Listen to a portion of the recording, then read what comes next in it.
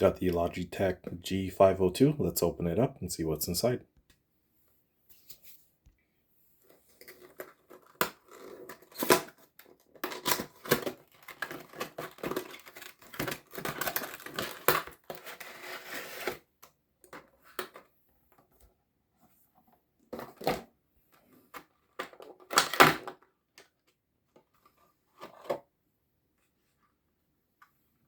You have the mouse right here. G502 Hero. Comes with a pretty lengthy cable here. That's USB-A.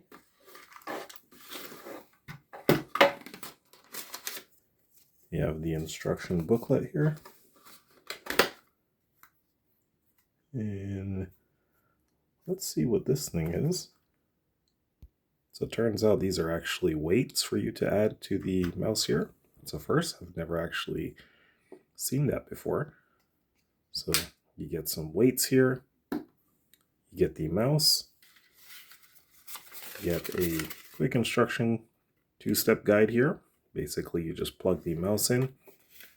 And then you get this other information booklet here. So that's what comes with the Logitech G502 Hero here.